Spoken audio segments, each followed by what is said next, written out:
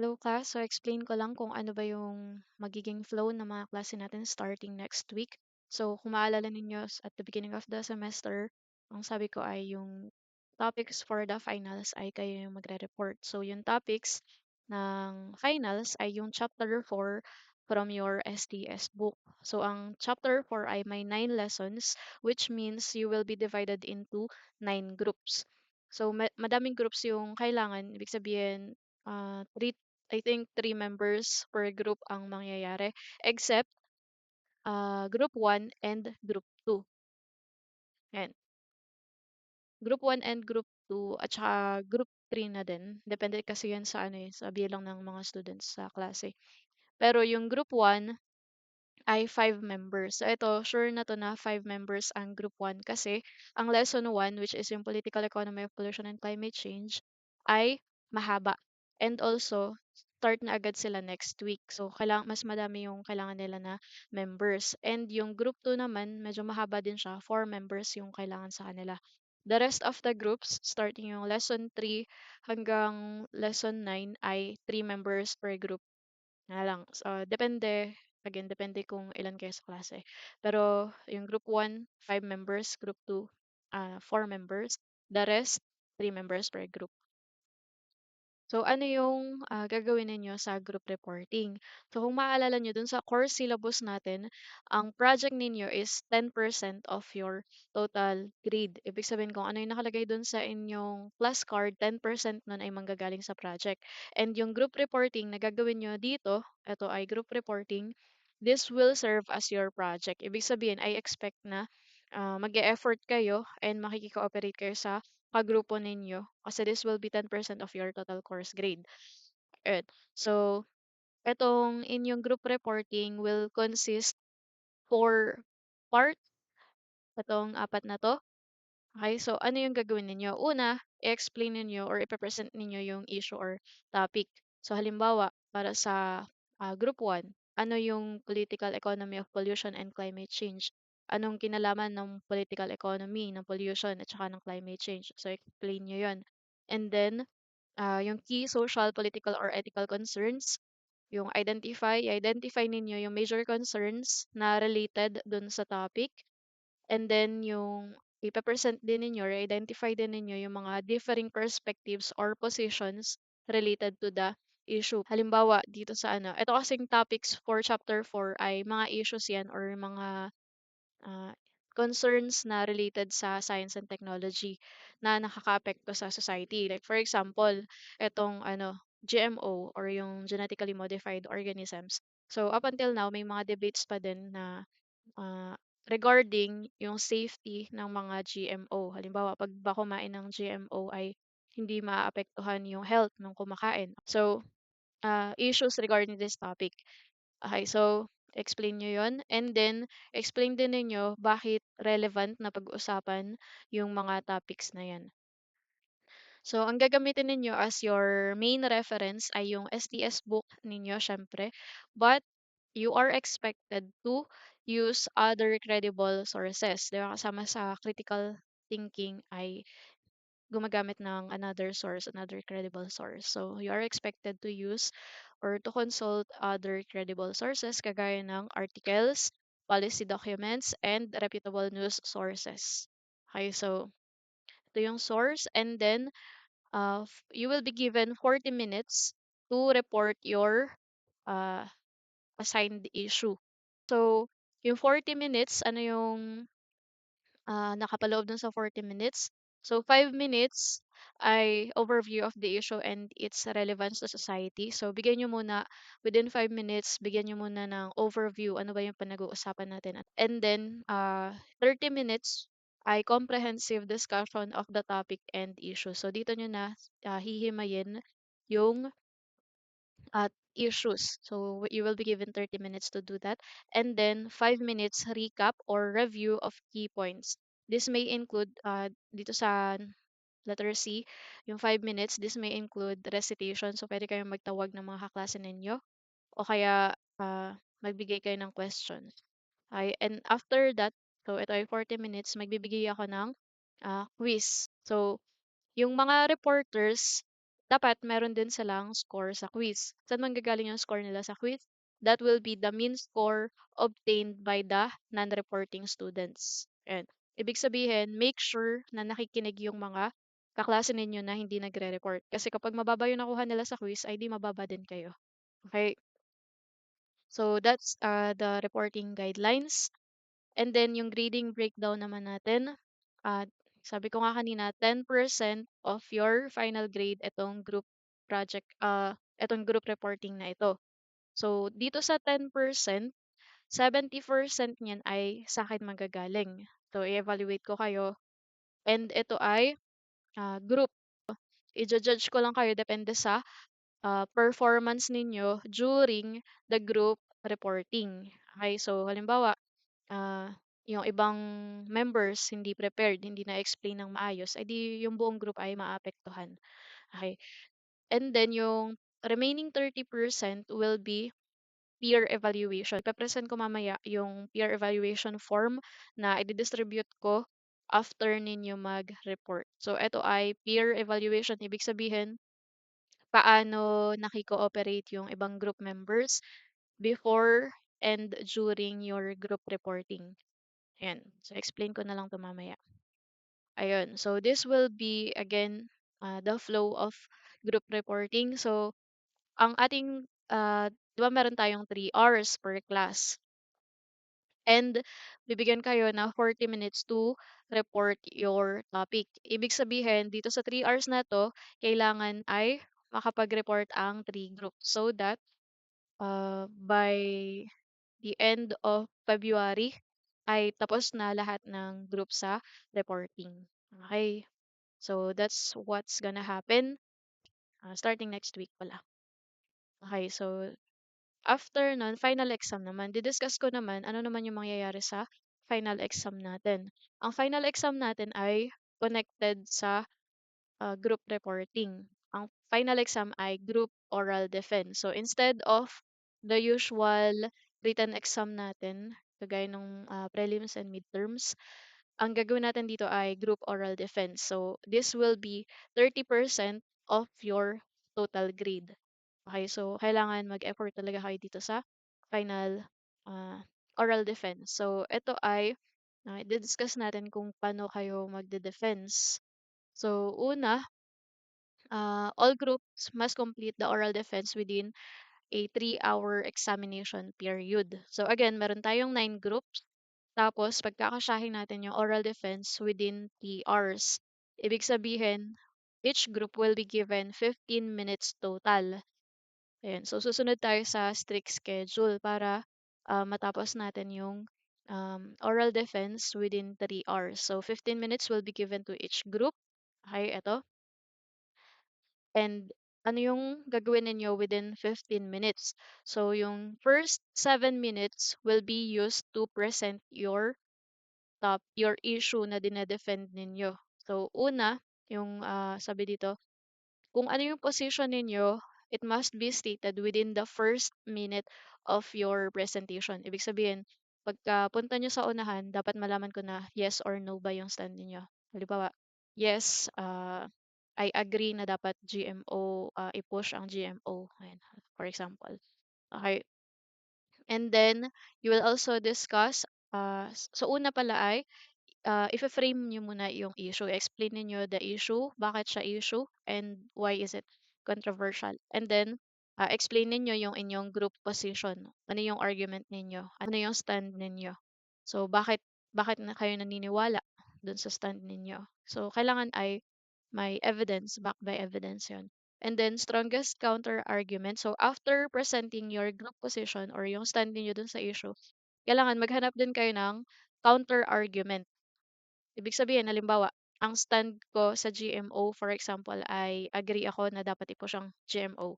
So, kailangan, for this letter C, maghanap ako ng counter argument. Yung mga nagsasabi na, no, GMO should not be pushed. Or, yun. So, kailangan maghanap ako ng opposing view or kayo maghanap kayo ng opposing view. And then, kapag na-explain nyo yung opposing view ninyo ay uh, magbibigay naman kayo ng rebut or rebuttal. Explain why your group rejects the counter argument. So, this will happen within 7 minutes. Okay, after 7 minutes, ito yung first part. After that ay Q&A. So yung Q&A, ang questions ay manggagaling from me and from your classmates. So yung classmates ninyo ay pwede magtanong sa inyo, and you have to answer those questions um, critically, objectively. Yan. So, any group member may be asked to answer. Ibig sabihin, pwede akong magtawag. Halimbawa, group member number one, ikaw yung sasagot na tong question na to. Okay, so kailangan ay prepared kayong lahat. And ayun, answers must be reasoned and evidence-based. Ayun. So, this will be done within 8 minutes yung Q&A. So, ano yung role ng non-reporting students during defense? So, syempre, may isang group na nasa unahan, nagde-defend sila ng topic nila, ng issue nila. Anong gagawin ng mga student na nakikinig? So, kayo ay expected to listen actively and ask critical questions. So, para sa mga non-reporters na magbibigay ng question, ay magkakaroon kayo ng additional point.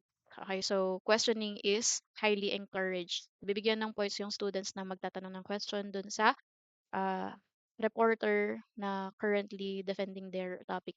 And then, pero hindi lahat ng nagbibigay ng question ay automatic may points. Kailangan yung question ninyo ay high quality critical questions. Ibig sabihin, kailangan ng halimbawa, yung challenge na yung mga assumption ay china-challenge.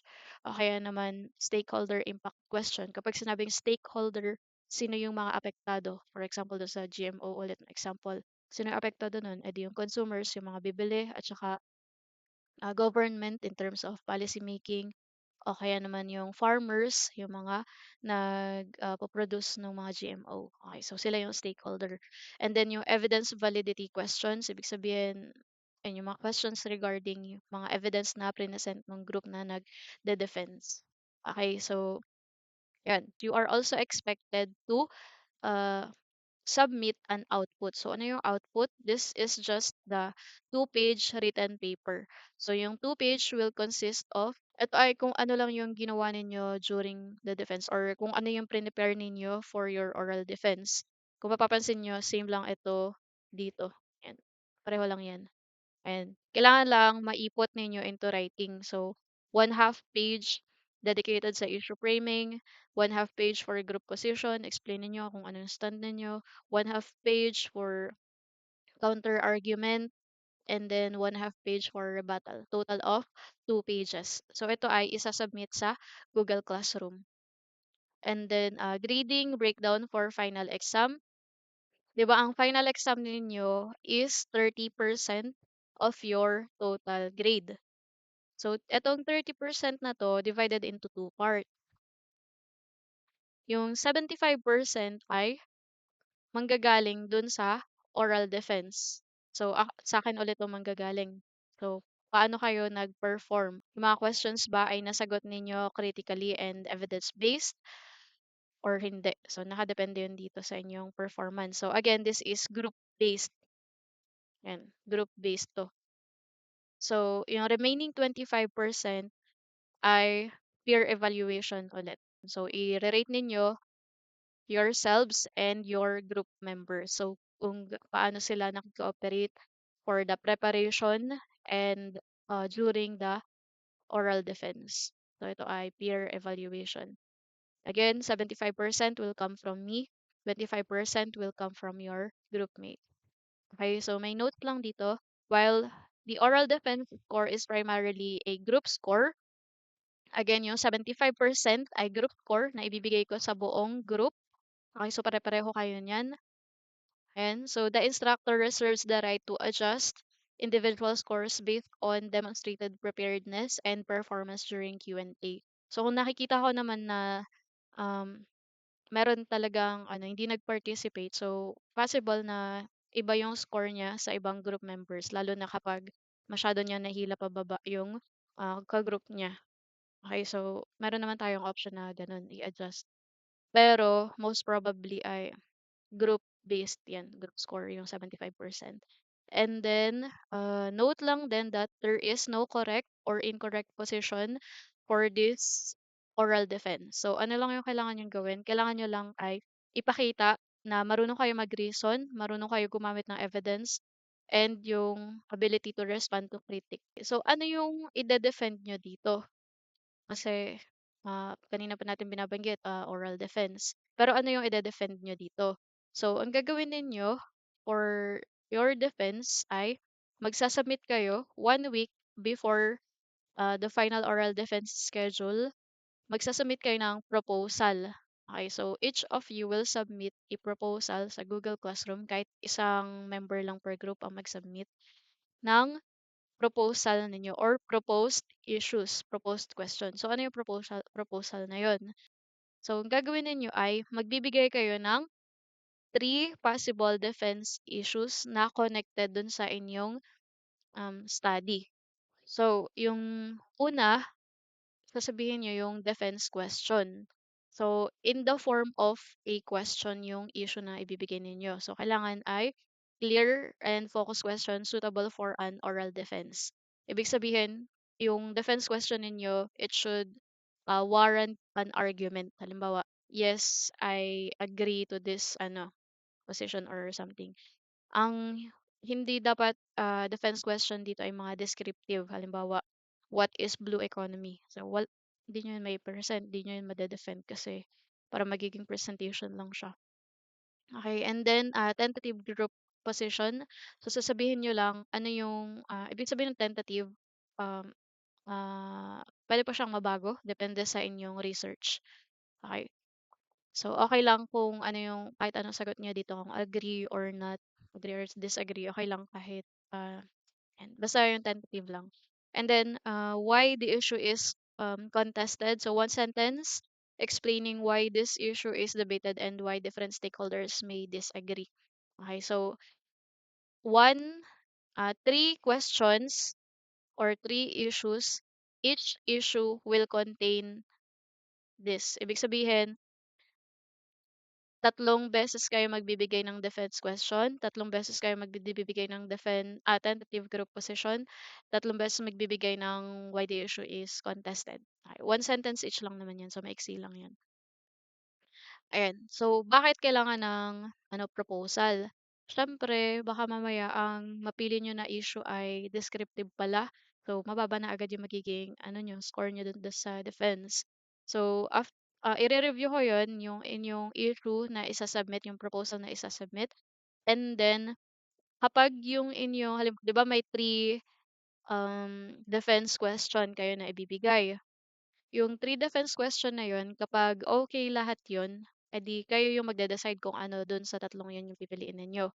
Pero kapag, halimbawa, dun sa tatlong binigay ninyo, isa lang yung okay, edi automatically yun na yung gagamitin ninyo na defense question. Pero for for instances na hindi lahat dun sa tatlong binigay nyo, walang hindi okay lahat yun, edi magre-resubmit kayo ng proposal. Okay, so sundin nyo na lang 'tong guideline para hindi na kayo umulit ng proposal. So, ano ba dapat yung defense question or issue na pipiliin ninyo? Una, dapat ay directly related to the topic dun sa ni-report ninyo. So, halimbawa, ang ni-report ninyo ay blue economy, tapos yung question nyo is about GMO. So, rejected na agad yun. So, kailangan ay related dun sa reported topic ninyo. And then, involves a real social, political, ethical, or technological controversy. So, yan, kailangan may issue talaga concern dun sa topic. And then, allow for reasonable disagreement. Okay, so, kailangan may mga stakeholders na nagsasabi na they approve, they disapprove. Ayan. And then, require both scientific understanding and social analysis. Yan. So, ito ay example ng strong and weak issues. So, ito ay for guidance only. Huwag niyong gagamitin ito sa inyong proposal. Okay. So, ito ay strong issue. Ito ay example ng kung ano ba yung topic na most probably ay ma-approve or issue. So, una, ito halimbawa, defense question. Should small-scale farmers be encouraged to adopt automated farm machinery even if risk even if it risks reducing rural employment. So, sabi natin kanina, 'di ba? Defense, yung issue should be in the form of a question. So, this is a question and it warrants a yes or no position. Okay, so yung tentative group position ay halimbawa na ang position ko ay small scale farmers should be encouraged to adopt automated farm machinery. So, yun yung stand ko. Okay, so one sentence lang. And then, why the issue is contested. This issue involves a trade-off. Ibig sabihin, magde-decide ka kung ano yung papakawalan mo, ano yung i-accept mo. So, trade-off between economic development and livelihood. So, mas pipiliin ko ba na mas mabilis, efficient yung production, kaso nga lang mawawalan ng livelihood yung mga manual workers, or mas pipiliin ko ba yung livelihood kaysa dun sa economic development. Okay, so ito ay example ng strong issue proposal. It warrants yes or no question or position. So ano naman example ng weak issue proposal which is most likely to be rejected? Kagaya nito. So what are the benefits of farm mechanization? So ito ay hindi siya yes or no. So hindi niyo yan madedefend. Ayan. So iwasan niyo yung ganitong klase ng question.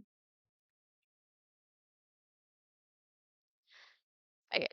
So ito naman yung peer evaluation form. Ipiprint ko ito. Ipiprint ko yan and then during your reporting. So ito, this one is for your group reporting. Tapos ito sa kabila ay for group oral defense, which is yung final exam. So, ipiprint ko yan and i-distribute ko during the reporting and or oral defense. So, babasahin ko na lang yung instruction. Evaluate each group member honestly and professionally, including, yourself. So, base your evaluation on actual participation, not friendship or popularity. Be fair and objective. Okay, so gagamitin ninyo yung rating scale na 5, 4, 3, 2, and 1. 5 kapag very naki-cooperate na maganda-maganda yung group member. 4 kapag very good cooperation. And then 3 kapag sakto lang. Tapos kapag hindi masyadong naki-cooperate, 2 and 1. Okay, so ilalagay nyo lang kung ano yung group number ninyo, topic reported, halimbawa political, economy, and blah blah. And then yung name of evaluator. So, nire-require ko lang na may name kayo dito. Pero, hindi ko to ipapakita sa inyong ka-group. Okay, so confidential itong inyong peer evaluation. Ako lang yung makakita ng group name ninyo dito. Okay. So, ilalagay lang ninyo dito yung group members, number 1, 2, 3, and 4, yung pangalan nila syempre. And then, halimbawa, prepared for reporting. Halimbawa, tumulong ba sila?